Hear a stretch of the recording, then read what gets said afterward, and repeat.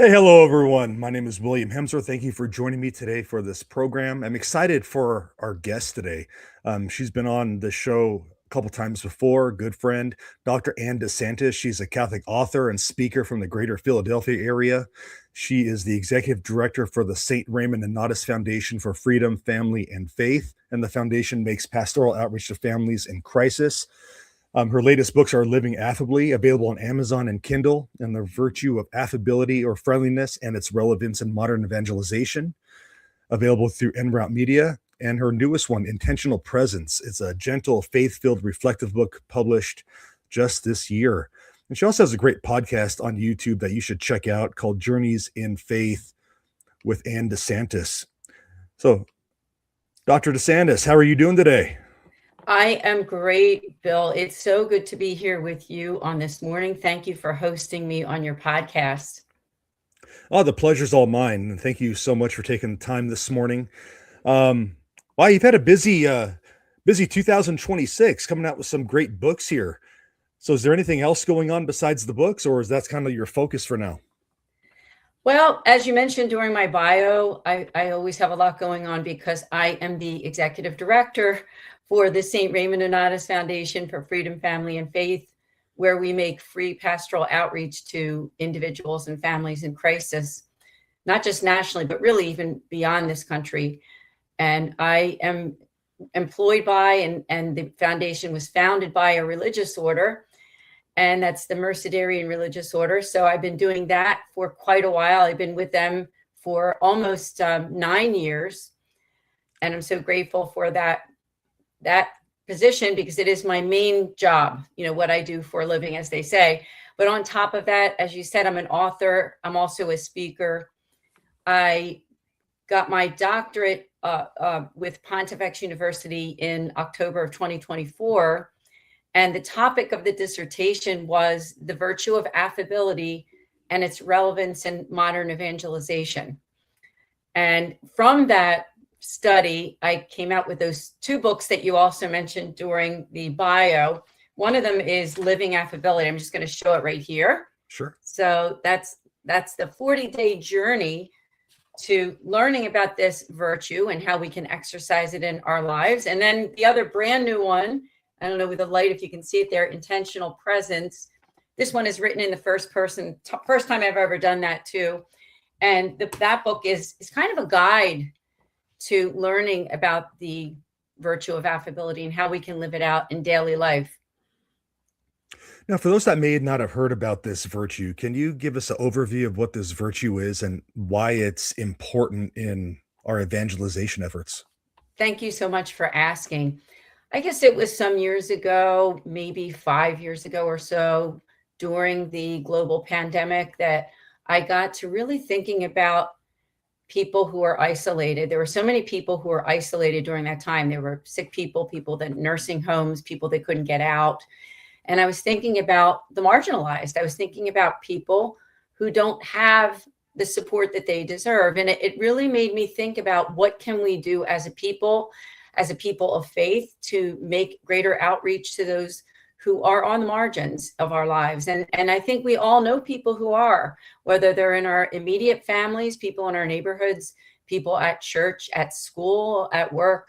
So many places that we go, there are people who they're just not feeling right. And as hard as they try, they're not able to get over that hurdle. And so as Catholics and as people of faith, I wanted to really research and find out what can we do other than pray, right? We can always pray. That's something that we should do and we can do daily. But what else can we do? And so I started to reflect on the virtues, and I discovered through St. Thomas Aquinas in the Summa Theologica, there was a small section there where he talks about the justice that we give other people in being open and affable and friendly, and just basically having a listening ear, learning how to show people that we're there for them in very simple ways. And not only that, I learned about it through the saints. So many of our saints have lived affability. One of those saints was just newly ordained, I believe on September 7th, St. Pier Giorgio Frassati. He's one. And of course, St. Carlo Acutis, they were canonized on the same day. Right. Of course, we all think of Saint Teresa of Calcutta, Mother Teresa, someone who exercised affability, but the list goes on and on and on. And I do believe that not only Pope Francis, but also Pope Leo, even recently in his Lenten reflection, has talked about how we can use our words in the right way to make outreach to people, right? We don't want to gossip. We don't want to be two-faced toward people. We want to be genuine. We want to exercise active listening. So these were the things that really made me decide that I wanted to do something with this. And last year in 2025, I was very blessed to do many speaking engagements on living affability. I visited several states. I was in my own state of Pennsylvania. I live in Philadelphia area. I was in Kansas. I was in Louisiana. I was in Oregon. I was in Tennessee. And I was in New York. I was in other places, and Boston, I should say, too. And I met so many wonderful people, and they were all extremely interested in how we can use this virtue to evangelize in our world. Very peacefully, I should say, too. Yeah, sure. And it seemed like every time I saw you on social media, there was like a new speaking engagement you were on, which was I was very excited to see. So why do you think so many of us have never heard of this virtue before? You know, I think that it's looked at as more one of those micro virtues. It is really under the umbrella of justice. It's a moral justice. And so it's not one of those main ones that we see, but it is something that we can offer to people. It's the virtue of really being open and friendly. It is a virtue to be friendly to others and to smile. Mother Teresa talked so often about that when you smile at someone, it's an open door. You're saying, Yeah. I accept you. I'm here. I'm listening. I think in the Catholic Church, that's something that we need to work on. Not only in the Catholic Church, it's something really we all need to work on. It's not just a Yeah. Catholic thing. But we talk so much about how can we bring people back. I know in my own archdiocese, we have something called trustandhope.org. It's a new initiative that the Catholic Church has to really take a look at why we have lost so many people and how we can be more invitational, right? And I think that this virtue is something that we can educate people on and that we can do it ourselves in very simple ways. You don't need to be super educated. I mean, I do have a doctorate now, but you don't need to have a master's degree or a doctorate to do this. I mean, this is something very simple that we can exercise in our lives daily. Yeah, like you said, something simple like going up to someone you've never seen in your parish and saying, "Hi, good morning, welcome." Just something very simple like that. Now your doctorate dissertation, of course, published through NROUT. Then you have the 40-day journey. Can you walk us through that one briefly on why you wrote that? And I think Well, it's the reason, appropriate because of thank Lent you. right now. So Absolutely. Yes. 40 days for Lent. That's right. And I've really been trying to put it out there to people that they can use this book to walk through Lent because it is 40 days. You can use it at any time, but I mean, I of think the course. Lenten season is a great time to do it. And the reason I did that was when I wrote the dissertation, it was 380 pages. And let's face it, Bill, I mean, a lot of people don't want to read someone's dissertation. They don't, they just don't. And I'm okay with that. I do hope the message gets out there. And that was why I wrote Living Affability, because it's a simpler read. It is something that the average person can just read a couple pages a day and learn about what it is. And so every day in the 40-day journey, I have a quote from either a saint, the Bible, the catechism, or some other Catholic quote. There is also a reflection on that quote. And then I have a call to action and a prayer. And a lot of prayer journals do this, don't they? A lot of those books similar to this. And I don't think there's anything wrong with taking that format and just kind of using that format because it works, right? And so that's what I've done. I just took a quote every day and something to think about and something that we can exercise in our day that day to learn how to become more affable and more open. Yeah, well, do you mind telling us a couple of those things that maybe the everyday person in our pew could do to live that virtue a little more deeply? Yeah, I think something that they could do the easiest thing that you can do to get involved in becoming more open and affable is first we need to recognize that all of us have a different personality. Some of us are very outgoing, some are extroverted, and a lot of us are right in the middle. I think I am really. I've always thought of myself as pretty outgoing, but I'm not really as outgoing as one can be. And I think all of us are somewhere in that spectrum, right? And we know people who are on one side or on the other, but a lot of us fall in between. But you know what? Here's what I want to teach people. It doesn't matter where you fall on that spectrum, because when it comes to being affable and open and invitational, it really is a one-to-one thing that you're doing. And we have a program right now, and it was through the Eucharistic Congress at my own parish. I go to St. Mary's Catholic Church in Schwingsville, PA. We are doing the Walk with One program, which you might be familiar with, Bill. That was through the Eucharistic Congress a couple of years ago when it was in Indiana. And it's that whole idea of thinking about who is that one person in my life that could use my presence, right? And that's the other book I wrote, right? Intentional presence, being intentionally present to someone. Is it someone who just lost a spouse or a child or a loved one or someone else in their lives? Is it someone who just lost a job? Is it someone who has a health crisis or is a caretaker? There's all these people that we can think of that for one reason or another, they might not have the love and support that they deserve. Not everybody has support. It's true. And even people of faith. There's people that we know who are people of deep faith that do have tons of support. Maybe they have a lot of friends at church or at work or home. Maybe they're very deeply connected to their extended family. But there's quite a few people, I believe, who are walking on this earth without much help.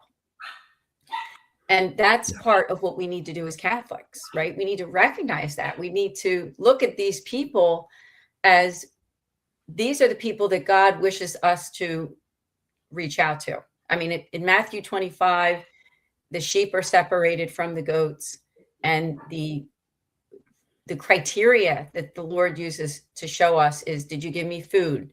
Did you give me drink? Did you visit me when I was in prison? I mean, some of them are the corporal works of mercy, and some of them are the spiritual. We can do both, right? We have to do both as Catholics. We should.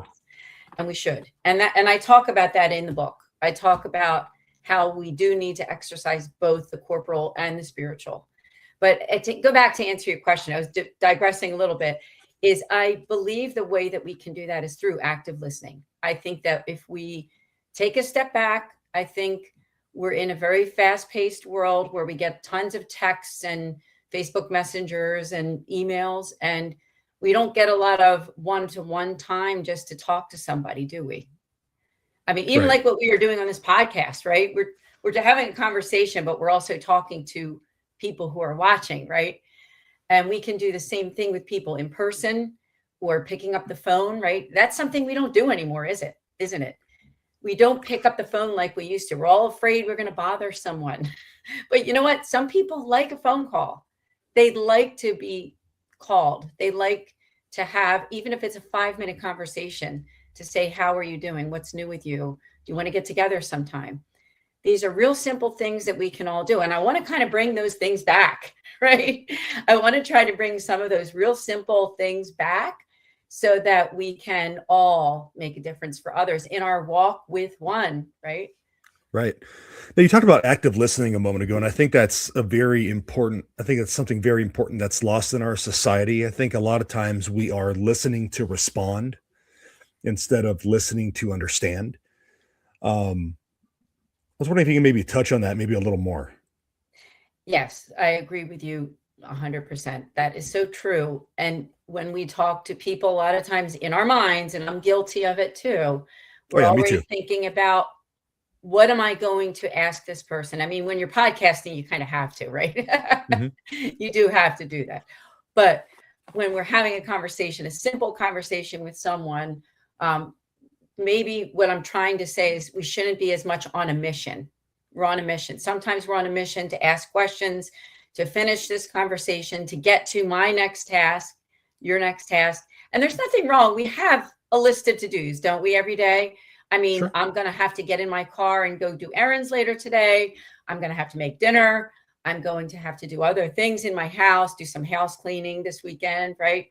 So we have a list of to-dos, but in those to-dos, maybe we should make it a point to reach out to people. Maybe we should make it a point to reach out to a friend that we haven't heard from in a while, right? Keep those connections. I think when we attend funerals, you see that a lot of times. You find out a lot more about someone than you knew when you attend a funeral.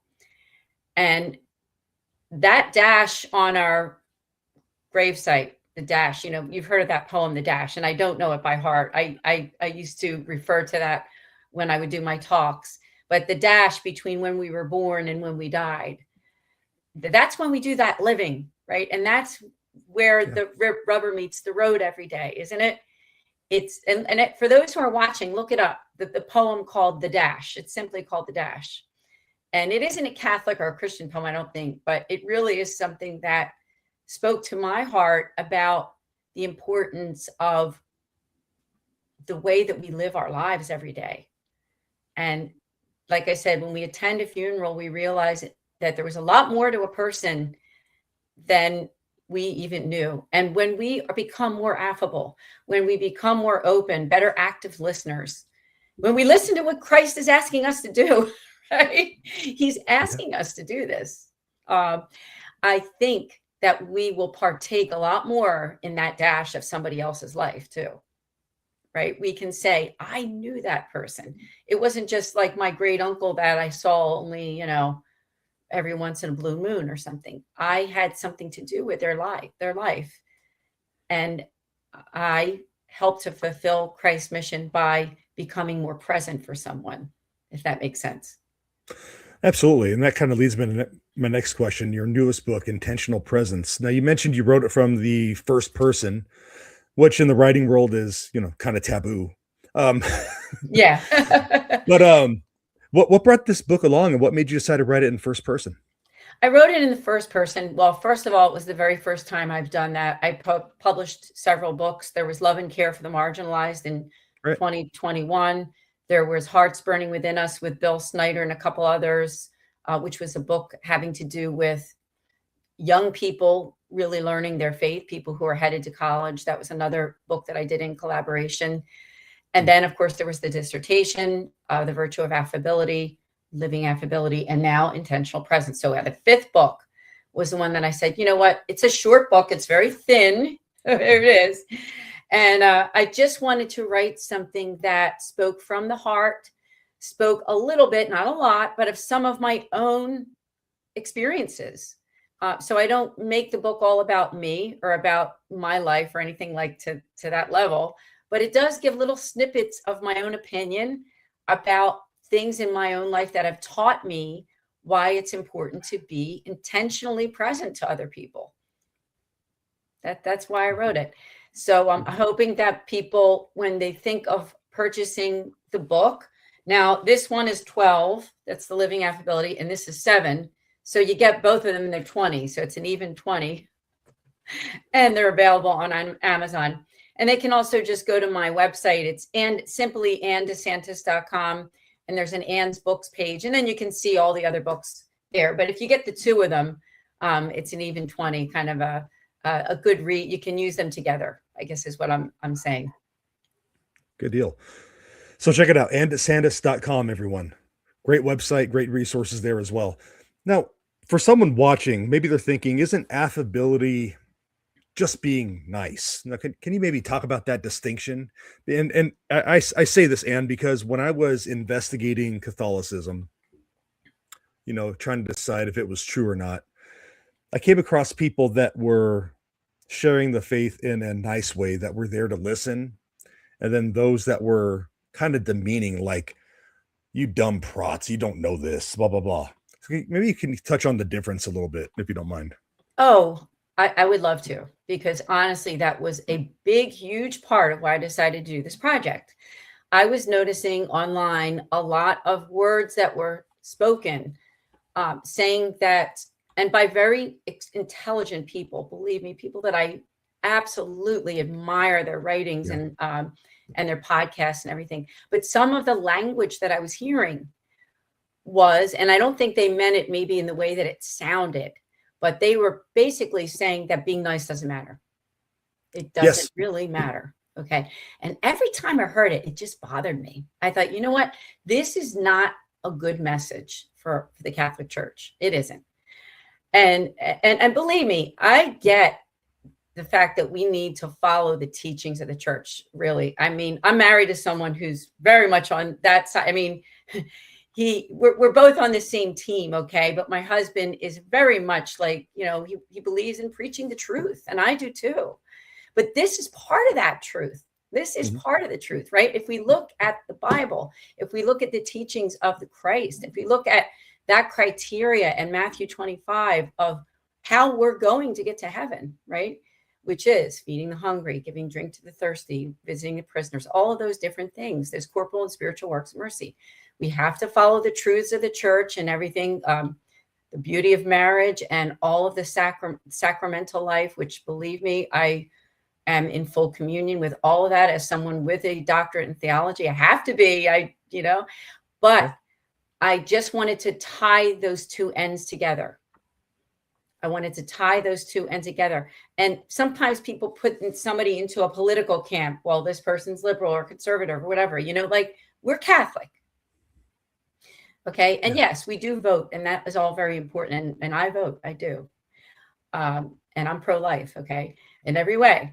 But we do need to tie those two ends together about how we can love and care for the marginalized of our lives. And it's not something that we should be afraid of, that we're going to be interpreted as a certain brand of Catholicism, right? Because if we're really Catholic, and we are under the magisterium of the Catholic Church, and believe me, I have to say, I love Pope Leo, and I am very impressed with some of his recent homilies and things that he has said, especially, as I said, what he said about Lent and how we need to be careful of our words. And that's right up my alley. It's right up affability, at the alley of openness and affability. And I really want to preach that message of Pope Leo and the Catholic Church of 2026. So thank you. Well, thank you, Dr. Desantis. And again, check out the website, andesantis.com. Can you let our audience know where they could check out your other work, like your YouTube channel, things like that? Oh, thank you. So the website is andesantis.com. The Facebook page is Dr. Ann DeSantis, THD. Just find the Facebook page, not the profile, but the page. I'm on Instagram at DeSantis Ann.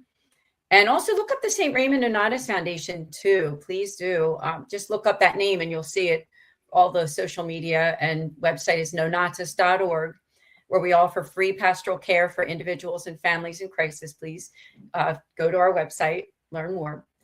And also, I would like to invite people that if you'd like me to come to speak to your parish or organization, I would love to.